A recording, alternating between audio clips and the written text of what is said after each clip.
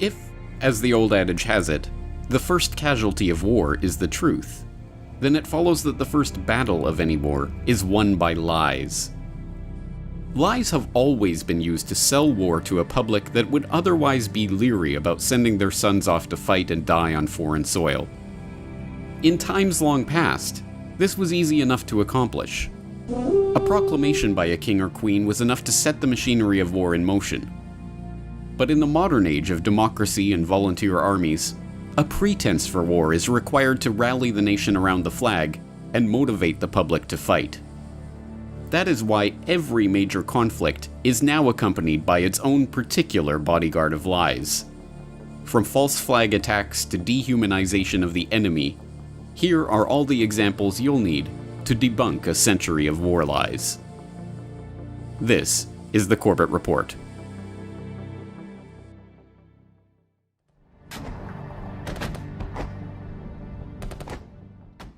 In 1915, the RMS Lusitania, a British ocean liner en route from New York to Liverpool, was sunk by a German U-boat 11 miles off the coast of Ireland.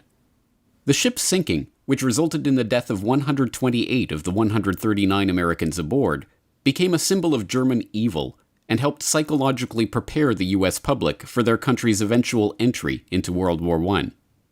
But every facet of the story of the Lusitania, as it has been presented to the public, was a deliberate lie or a lie by omission. The boat was not a purely civilian vessel carrying 3,813 40-pound unrefrigerated containers of cheese and 696 containers of butter, as the official manifest held, but gun cotton, in keeping with the shipment's stated destination, the Royal Navy's weapons testing establishment. It was not sunk by the German torpedo boat, but by secondary explosions from the munitions the ship was illegally carrying. It was not the victim of a cowardly German surprise attack. The German embassy placed a warning notice about the Lusitania in 50 American newspapers right next to Cunard's own listings. And the American ambassador to England at the time, Walter Hines Page, wrote to his son 5 days before the ship was sunk, asking, "If a British liner full of American passengers be blown up, what will Uncle Sam do? That's what's going to happen." So what did the official cover-up of the incident conclude?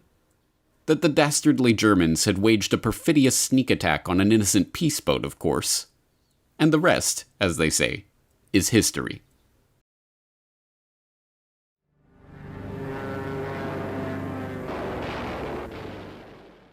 A little over 2 decades later, America's entry into World War II came when the Japanese attacked Pearl Harbor in December 1941, killing over 2,400 American servicemen and civilians. But far from an unprovoked sneak attack, as the official government-approved history would have you believe, Pearl Harbor is best understood as a conspiracy to motivate the American public for war by first provoking and then allowing a Japanese strike on American targets. This is not even a controversial idea. It was commonly understood and discussed by many in the Roosevelt administration at the time. Henry Stimson, the U.S. Secretary of War, noted in his diary that just the week before the attack, President Roosevelt had told him, "We were likely to be attacked perhaps as soon as next Monday," and then solicited Stimson's advice on how we should maneuver them, the Japanese, into the position of firing the first shot without allowing too much danger to ourselves. Around the same time, Roosevelt sent a message to all military commanders stating that the United States desires that Japan commit the first overt act. So how did FDR and his administration provoke the Japanese into attacking? In late 1940, Roosevelt ordered the United States fleet to be relocated from San Pedro to Pearl Harbor. The order incensed Admiral James Richardson, Commander-in-Chief of the U.S. fleet, who complained bitterly to FDR about the nonsensical decision. It left the fleet open to attack from every direction. It created a 2,000-mile-long supply chain that was vulnerable to disruption, and it packed the ships in together at Pearl Harbor, where they would be sitting ducks in the event of a bombing or torpedo raid. FDR, unable to counter these objections, went ahead with the plan and relieved Richardson of his command. Then, in June 1941, Secretary of the Interior Harold Ikes wrote a memo advising FDR to embargo Japanese oil in order to goad them into war. There might develop from the embargoing of oil to Japan such a situation as would make it not only possible, but easy to get into this war in an effective way. Roosevelt followed 3 weeks later with an order seizing Japanese assets in America and effectively preventing Japan from purchasing much-needed American oil, which at that time accounted for 4/5 of Japanese oil imports. The provocations had their intended effect, and the Americans listened in on Japanese war preparations via radio. They received warnings of an imminent attack from diplomatic officials and military attachés. The attack was even predicted by the Honolulu Advertiser days before it happened. But all of these warnings were ignored. Even today, nearly 80 years after the events, new documents and memos continue to be found showing more warnings that Roosevelt and his administration deliberately ignored in the run-up to the attack. FDR got his wish. The Japanese attack was successful. 2,400 Americans died, and the nation, outraged, responded by rallying around the flag and jumping enthusiastically into war. But the Japanese themselves were no innocents when it came to lying their way into war. 10 years before Pearl Harbor, in 1931, Japan was looking for a pretext to invade Manchuria. On September 18th of that year, a lieutenant in the Imperial Japanese Army detonated a small amount of TNT along a Japanese-owned railway in the Manchurian city of Mukden. The act was blamed on Chinese dissidents and used to justify the invasion and occupation of Manchuria. When the lie was later exposed, Japan was diplomatically shunned and forced to withdraw from the League of Nations.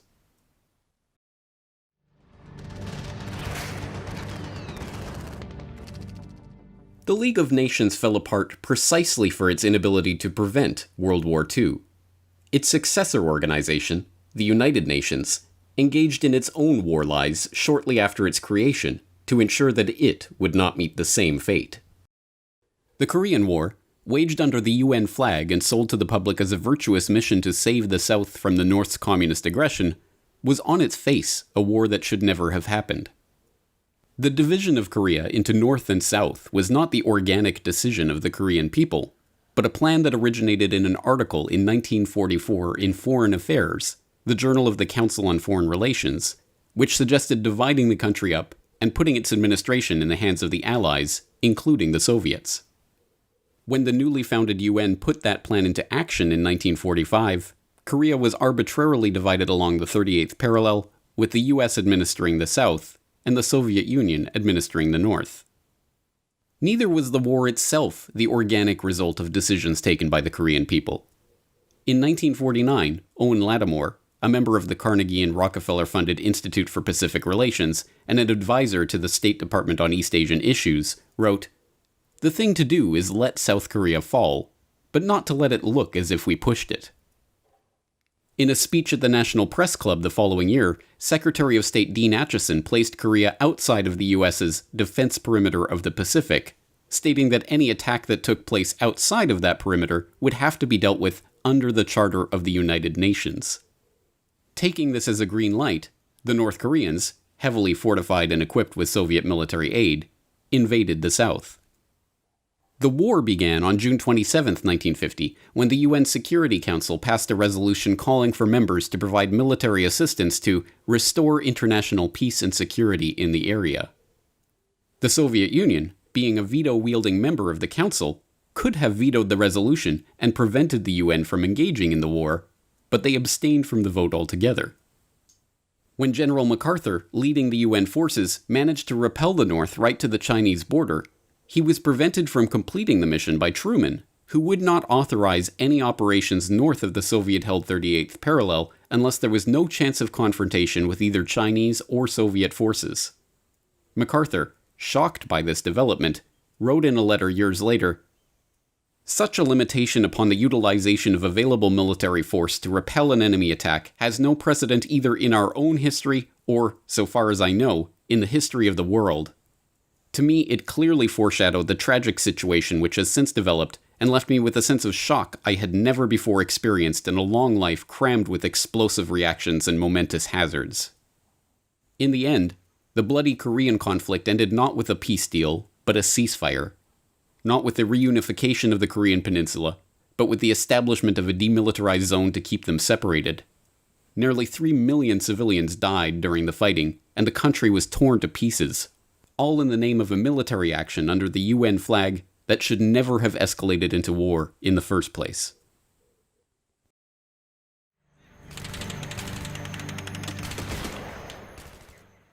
In August of 1964, President Johnson was preoccupied in finding an excuse to justify a formal escalation of American military involvement in Vietnam. That excuse came on August 2nd when the USS Maddox, a destroyer supposedly on a peaceful mission in international waters, reported a surprise attack from North Vietnamese torpedo boats in the Gulf of Tonkin. Just 2 days later, it reported another attack. Johnson responded by launching retaliatory strikes and signing the Gulf of Tonkin Resolution, thus formally launching the Vietnam War. Years later, it was revealed that the story of the Maddox II had been a tissue of lies. The Maddox was not peacefully drifting near Vietnamese waters, minding its own business. It was part of a covert electronic warfare campaign assisting the South Vietnamese in launching attacks on the North. It had not been attacked out of the blue on August 2nd as originally reported, but in fact had fired first. And, as even the NSA's own internal publication, made available to the public for the first time 40 years after the incident, concluded, the second attack on August 4th had never taken place at all. But these were mere details, and just like the facts about the Lusitania and Pearl Harbor, these details were suppressed long enough for the event to have its intended effect, rallying the public for war.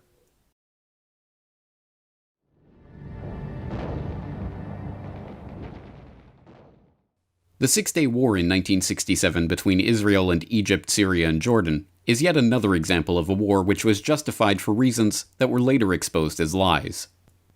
When Israel launched an attack on Egypt's airfields on the morning of June 5th, they initially claimed that it was a defensive strike and that Egypt had struck first. But this was an easily proven lie, and the claim was quickly dropped. Next, they claimed that the attack was preemptive self-defense, and that Egypt and its Arab allies had been preparing to strike Israel. But multiple Israeli officials, including Yitzhak Rabin, later admitted that Egypt had not been preparing a war, or even interested in one.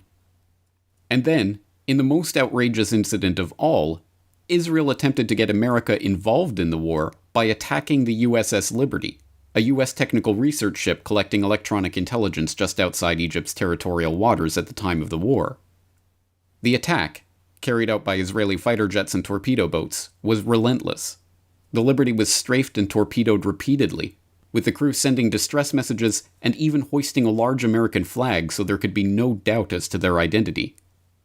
The Israeli attack was finally called off an hour and a half into the assault. Israel, caught in a blatant attempt to sink an American ship, offered an apology for mistaking the identity of the vessel. But it was no mistake. In 2007, the NSA declassified intercepts confirming that the Israelis knew they were attacking an American ship, not an Egyptian ship, as their cover story is maintained. Even mainstream historians now characterize Israel's attack on the Liberty as a daring ploy by Israel to fake an Egyptian attack on the American spy ship and thereby provide America with a reason to officially enter the war against Egypt. But the incident was soon memory hold, and to this day, the Six-Day War is portrayed as an act of preemptive self-defense by the valiant Israelis against the dastardly Arab aggressors.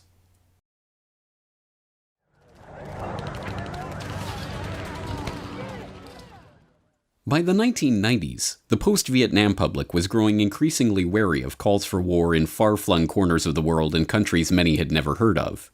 And so it was that in 1990, when the politicians and their deep state controllers required the American public to be motivated to wage war against Iraq for its invasion of Kuwait, they hired a literal PR firm to sell an even more brazen set of lies to Joe Sixpack and Jane Soccer Mom. The most famous of these lies revolved around Nayira, a young Kuwaiti girl who sparked international headlines for her shocking testimony before the Congressional Human Rights Caucus in October 1990. In a tear-stained speech, she told a harrowing story of the horrors she witnessed being committed by Iraqi soldiers at a Kuwaiti hospital where she was volunteering. The second week after an invasion, I volunteered at the Al-Adan hospital with 12 other women who wanted to help as well. I was the youngest volunteer. The other women were from 20 to 30 years old. While I was there, I saw the Iraqi soldiers come into the hospital with guns. They took the babies out of the incubators, and left the children to die on the cold floor. It's difficult today to understand just how important this testimony was in setting the tone of the debate about whether America should commit military forces to defend Kuwait. It was reported breathlessly on the evening news, and it was repeated by President Bush on not one or two occasions, but 6 separate times in the lead-up to war. Babies pulled from incubators and scattered like firewood across the floor. And they had kids in incubators, and they were thrown out of the incubators so that Kuwait could be systematically dismantled. Then, when the Gulf War resolution was making its way through the House, the incubator story was raised in Congress. Now is the time to check the aggression of this ruthless dictator whose troops have bayoneted pregnant women and have ripped babies from their incubators in Kuwait. And then again in the Senate. The vote passed, and combat operations formally began in January 1991. The only problem? Nayirah was not some anonymous Kuwaiti girl, but, as a subsequent CBC investigation discovered, she was Nayirah al-Sabah, daughter of Saud al-Sabah, the Kuwaiti ambassador to the United States. Her testimony had been written for her by Hill & Knowlton, a PR company hired by the Kuwaiti government-supported AstroTurf organization, the Citizens for a Free Kuwait, to help sell the Gulf War. And the Congressional Human Rights Caucus that held the hearing where Nayirah gave her testimony? It was later found to be a Hill & Knowlton front itself.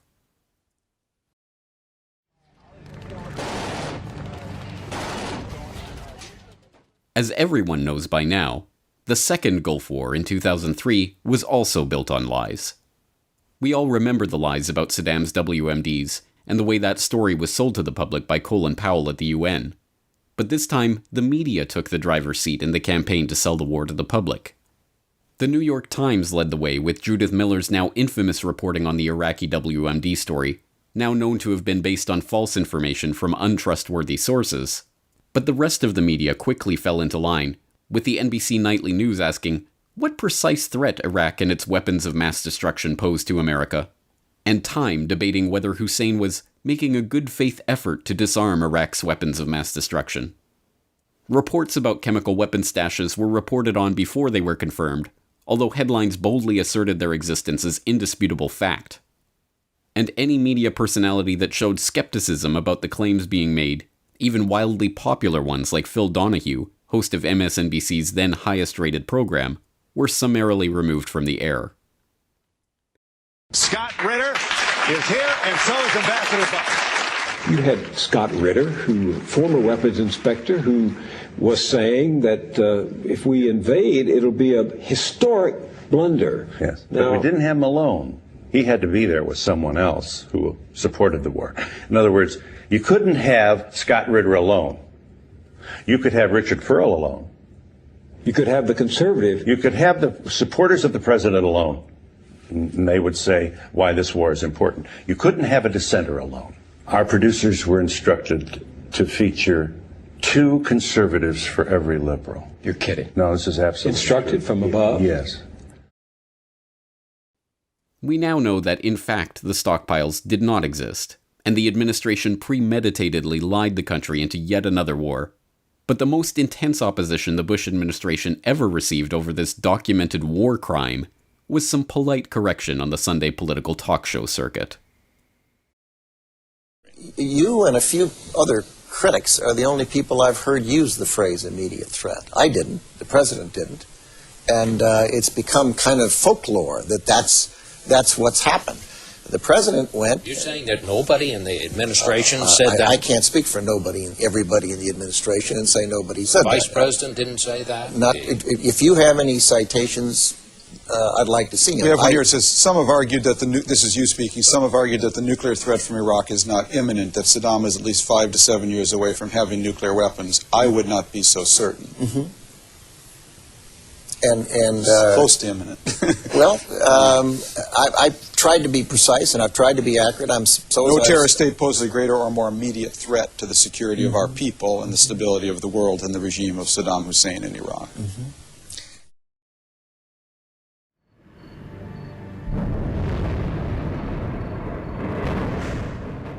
The WMD story blew up in the neocons' face shortly after the war, but by that time they had already succeeded in their plan to reshape the Middle East.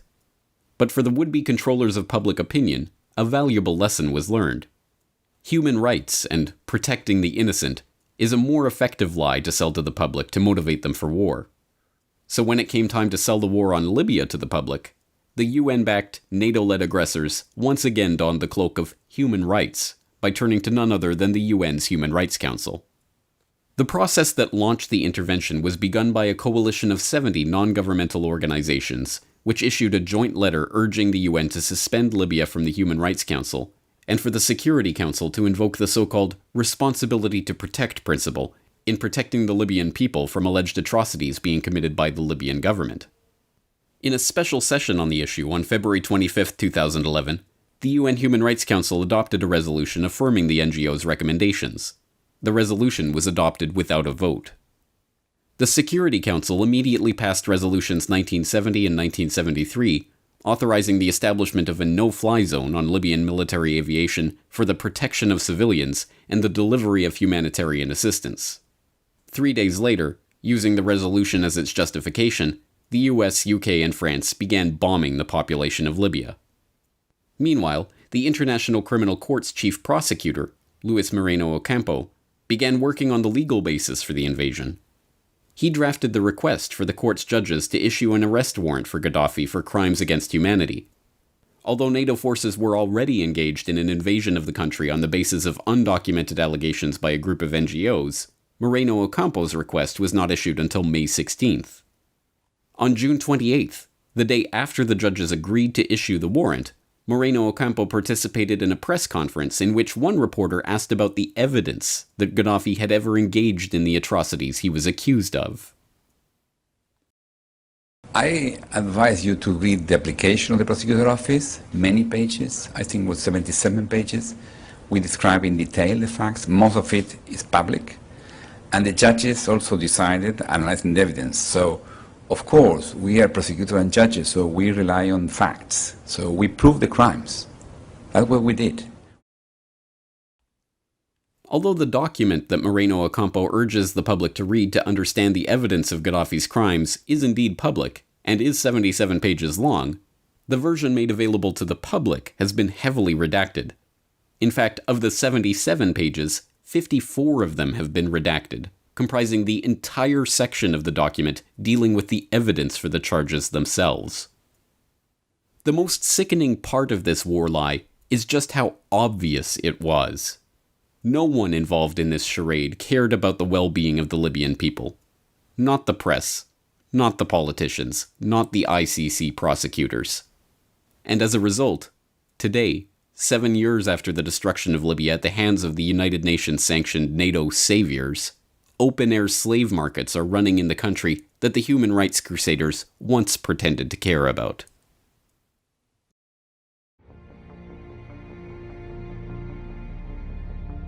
False flags, provocateur conflicts, fake news, and fake human rights crusades.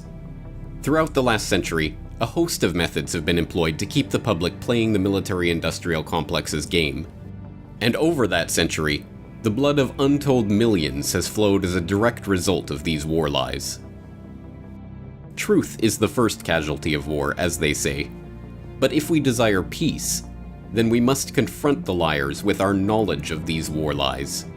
And armed with this truth, the public finally stands a chance of stopping the next war before the warmongers can conjure it into existence.